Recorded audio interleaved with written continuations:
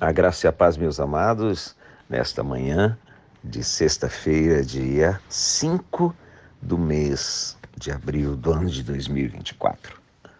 Uma manhã fria, com vento, mas, enfim, pode ser que o sol dê o ar da graça dele e nos aqueça um pouquinho mais. Mas vamos que vamos e vamos tocar em frente. Amado, teve uma pessoa que falou umas frases bem interessantes. Eu gostaria de falar um pouco sobre o autor dessas frases e alguma delas. Uma das frases é: a Bíblia é mais atual do que o jornal de amanhã. O pecado é como um câncer, destrói pouco a pouco, lentamente, sem que nos apercebamos de sua insidiosa presença. Ele vai se alastrando, até que, por fim, o diagnóstico final é pronunciado: doente à morte. A razão pela qual há tanto pecado no mundo hoje é que o homem perdeu o medo de que existe o inferno. Eu li a última página da Bíblia. Tudo vai dar certo. Você quer que a sua fé cresça? Então deixe a Bíblia começar a saturar sua mente e alma. Todos sofremos tentações, mas algumas pessoas flertam com elas. Tire os olhos da tentação e os coloque em Cristo.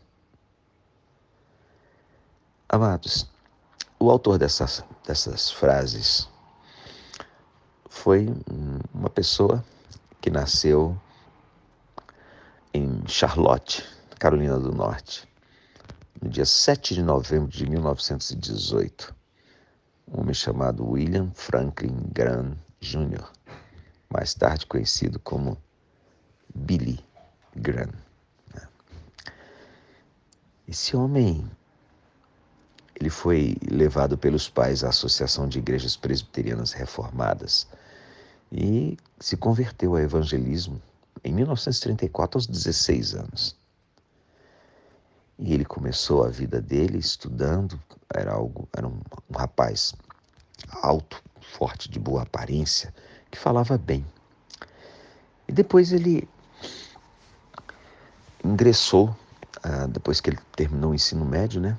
Ele foi para um colégio no Tennessee. Ali ele decidiu se transferir para um outro colégio na Flórida, onde ele entrou para o Ministério dos Batistas do Sul.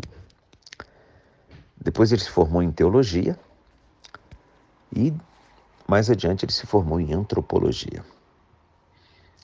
E aí ele começa a sua caminhada como pastor batista numa igreja em Western Springs. Começa a trabalhar evangelizando e com militares e com jovens. E após a Segunda Guerra Mundial, o pastor pregou em todo o território norte-americano e na Europa.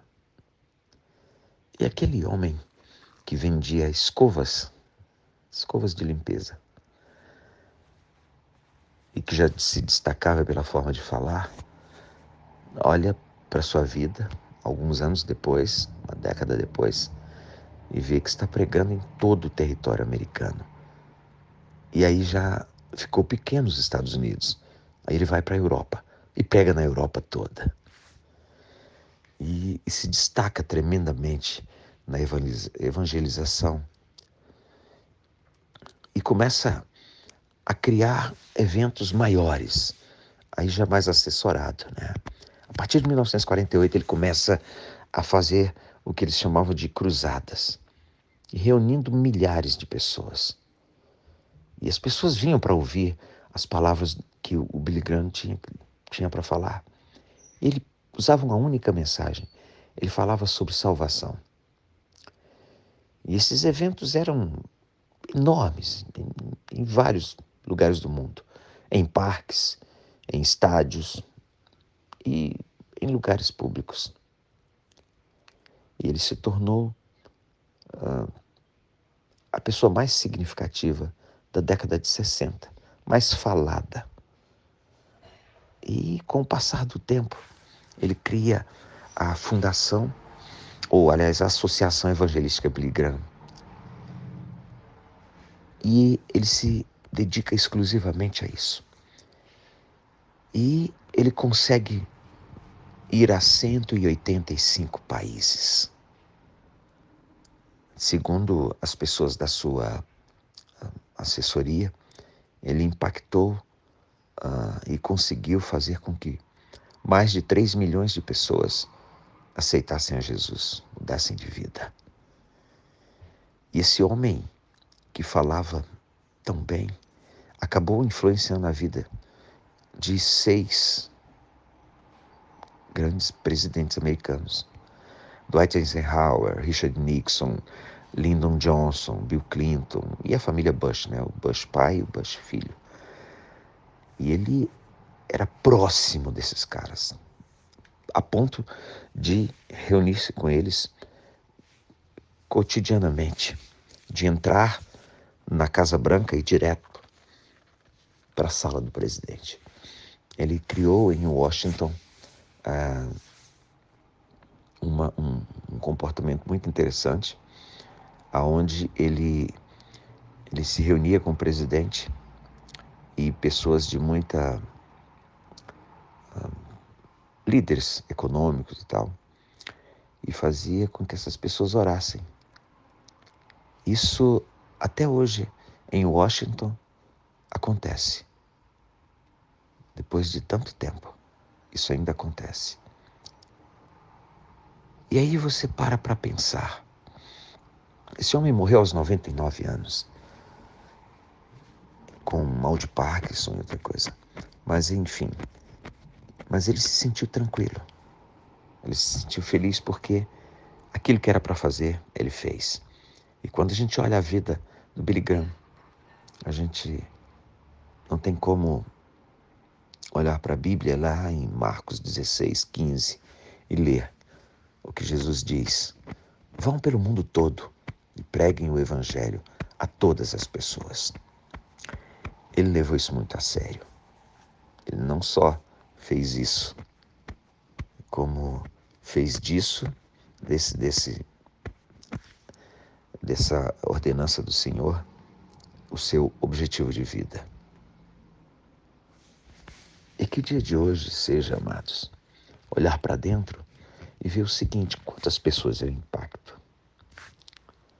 Quantas pessoas, até hoje, eu já falei do amor de Deus para elas? A quantas pessoas eu já trouxe as boas novas? E olhar para fora e enxergar um mundo sedento de Deus. Um mundo que anseia desesperadamente por respostas e pela presença do Senhor. Obrigado, Deus Santo, porque o Senhor nos deu Jesus. E ao nos dar Jesus, o Senhor restitui a nossa esperança. O Senhor nos dá novamente a oportunidade de sermos um contigo.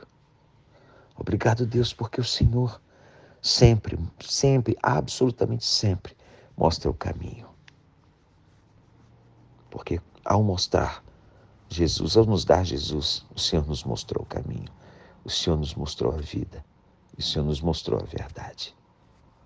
Te louvamos e te bendizemos, sempre no nome poderoso de Jesus. Amém e amém. E vamos nos falando.